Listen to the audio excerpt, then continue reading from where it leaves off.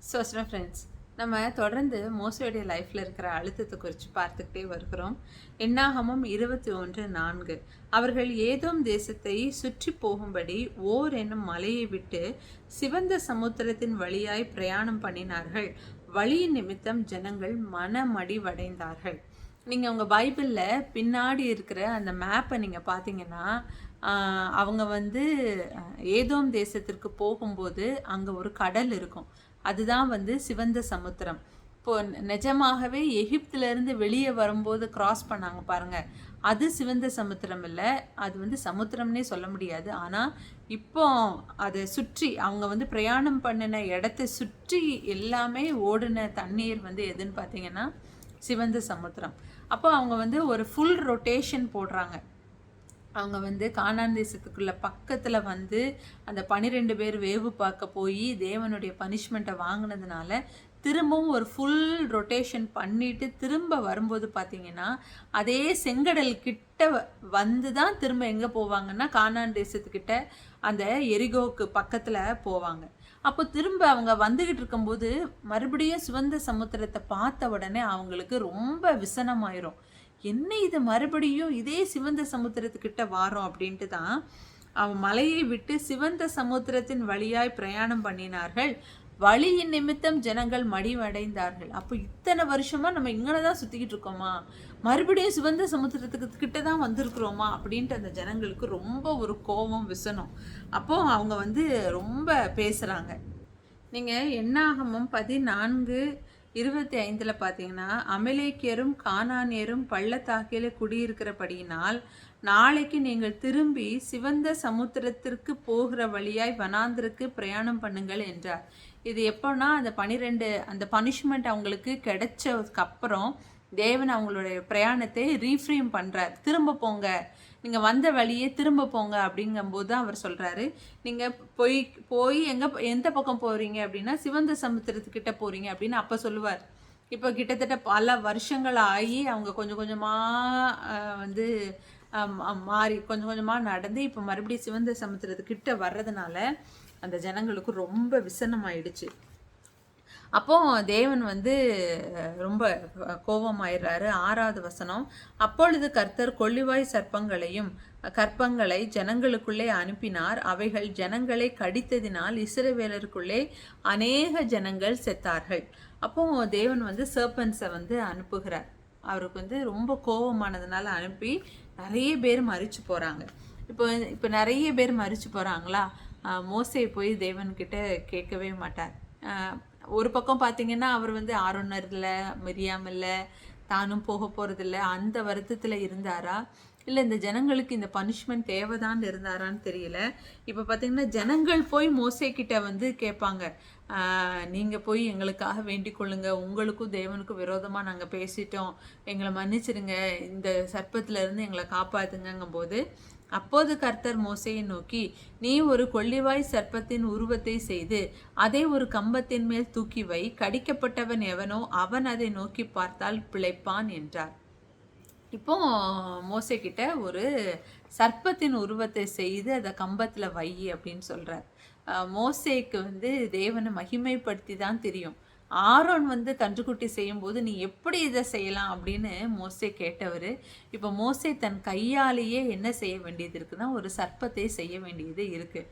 இது மோசே தன் இருதயத்துக்காகவும் செய்யலை, எந்த ஜனங்களுடைய ப்ரெஷருக்காகவும் செய்யலை, ஆனால் தேவன் சொல்லி தான் இந்த சர்ப்பத்தை செய்கிறார். இப்போ இந்த காரியத்தில் எனக்கு எப்போதுமே ஏன் தேவன் ஒரு சர்ப்பத்தை செய்ய வைத்தார், ஏன் அதை தூக்கி வச்சு கம்பத்தில் தூக்கி வச்சு அதை பார்த்தா நீ பிழைப்ப அப்படின்னு சொன்னார் அப்படின்னா, இது வரைக்கும் ஜனங்கள் யாருமே தேவனை முகமுகமாக பார்க்கல. இதுதான் தேவனுடைய உருவம் அப்படின்னும் அந்த ஜனங்களுக்கு தெரியாது. அப்போ உருவமற்ற தேவனைத்தான் சத்தத்தை கேட்டு தேவ வழி நடத்துதல்ல தான் அந்த ஜனங்கள் நடத்தப்பட்டே கொண்டு போய்கிட்டே இருக்கிறாங்க. இப்போ தேவனை நோக்கி பார்த்தால் பிழைப்பான் அப்படிங்கிறது தான் இதில் நடந்திருக்கணும் அப்படின்னு தான் நம்ம எல்லாருமே நினைப்போம். இப்போ இந்த ஜனங்கள் வானத்தை நோக்கி பார்க்காதவர்களா அப்படின்னா, வானத்தை நோக்கி பார்த்தே நீங்கள் பேச வேண்டான்னு தேவன்கிட்ட சொன்னவங்க இந்த ஜனங்க. பிரத்யட்சமாக தேவனுடைய சத்தம் அதை பார்த்து நடுங்கியிருந்த போதிலும் அந்த தேவனை விசுவசிக்காமல் போனவங்க தான் இந்த ஜனங்க. அப்போ இந்த கொள்ளிவாய் சர்ப்பத்தை செய்ய வைத்தது நோக்கம் என்ன அப்படின்னா, எந்த சர்ப்பம் உங்களை கடிச்சதோ அதே சர்ப்பத்தை நீங்கள் பார்க்கும்போது உங்களுக்கு என்ன ஆகுது, அந்த விஷயத்திலிருந்து அந்த விஷயம் உங்களை சாகடிக்காதபடி அதிலிருந்து உங்களுக்கு ஒரு விடுதலை கிடைக்குது. அதே போல தான் தேவனும் அவர் உங்களை கொன்றாலும் உயிர்ப்பிக்கிற தேவன். 1 சாமுவேல் 2வது அதிகாரத்தில் பார்த்தீங்கன்னா, அவரே கொல்லுகிறவரும் அவரே உயிர்ப்பிக்கிறவருமாய் இருக்கிறார் அப்படின்னு அன்னாள் பாடுவாங்க. அப்போ உங்களை தண்டித்தாலும் உங்களுக்கு ஜீவன் கொடுக்கிறது அவர்தான், உங்களை நோகடித்தாலும் உங்களுக்காக பரிதவிக்கிறது அவர்தான் அப்படிங்கிறத சிம்பாலிக் ரெப்ரசன்டேஷன் தான் இந்த சர்ப்பம். அது மட்டும் இல்லை, ஒரு சர்ப்பம் பூமியில் ஊறுகிற, தங்களை கடிக்க மட்டுமே செய்கிற, தங்களுக்கு நன்மையே செய்யாத ஒரு சர்ப்பம் உருவமாக்கி தேவன் பேரில் அது தூக்கி வைக்கும்போது அந்த சர்ப்பத்தை பார்த்து நமக்கு பிழைப்பு வருது அப்படின்னா, நமக்கு நன்மையே செய்த தேவன், நம்ம அடிமைத்தனத்தில் இருக்கக்கூடாதுன்னு வெளியே கூட்டி கொண்டு வந்த தேவன், நம் எதிரிகளையெல்லாம் அழித்த தேவன், தம் தேவைகளையெல்லாம் சந்தித்த தேவனை நம்ம நோக்கி பார்க்கும்போது நமக்கு கிடைக்கிற ஆசீர்வாதம் எவ்வளவு பெரியதாக இருக்கும் அப்படிங்கிறது அந்த ஜனங்கள் உணர்கிறதற்கு தான் இந்த சர்ப்பத்தை செய்து தேவன் மோசையை தூக்கி வைக்க சொல்லுகிறார். இந்த சர்ப்பம் பின்னாட்களில் அவங்க கும்பிடு இது நீங்கள் பார்த்தீங்கன்னா, இந்த வஸ்திரமாக இருக்கட்டும், ஊரியும் தும்மியுமா இருக்கட்டும், அது மாதிரி இந்த சர்ப்பத்தின் சிலையாக இருக்கட்டும், இதெல்லாம் பின்னாட்கள் அவங்க வழிபடவே ஆரம்பிச்சிருவாங்க. இதெல்லாம் தேவனுக்கு தெரியாமல் இல்லை. நீ இதைத்தானே எதிர்பார்க்குற இஸ்ரவேலே, நீ இதைத்தானே எதிர்பார்க்குற, உன் கண் காணும் ஒரு தேவனை வழிபடணும். நீ மனசில் நினைக்கிற போது அதுக்கு ஒரு உருவம் இருக்கணும்னு நீ நினைக்கிறேல்ல, அப்போது நீ இப்போ எது உன்னை காப்பாற்றினதுன்னு நீ நினைக்கிறியோ இதே நாளைக்கு உனக்கு கண்ணியாக மாறும்னு தான் தெரிஞ்சு தான் தேவன் அந்த இடத்துல அந்த சர்ப்பத்தை நிலைநிறுத்த தேவன் விட்டு கொடுக்குறார். அப்போது இப்போ அந்த சர்ப்பத்தை செஞ்சு வச்சதுக்கப்புறம் பார்த்தீங்கன்னா, அதை பார்க்குற ஒவ்வொரு ஜனங்களுக்கும் என்ன செய்து விடுதலை கிடைக்குது. இதை பார்க்குற மோசைக்கு எப்படி இருக்கும், கன்றுக்குட்டியை உருக்கி அதை பொடியாக்கி அதை எல்லா ஜனங்களுக்கும் கொடுத்து அதை குடிக்க வச்சதே எதுக்காகத்தான், அந்த அந்த சிலைக்கு பயன்பட்ட எல்லா தங்கமும் ஆசனம் வழியாக அசுத்தமாக அதை திரும்பி எடுத்து உபயோகப்படுத்தக்கூடாது, இல்லை அது தீட்டாக வெளியே போகணுன்ட்டு அந்த தங்கத்தை அப்படி மோசே ஜனங்களுக்கு கொடுத்துருப்பார்.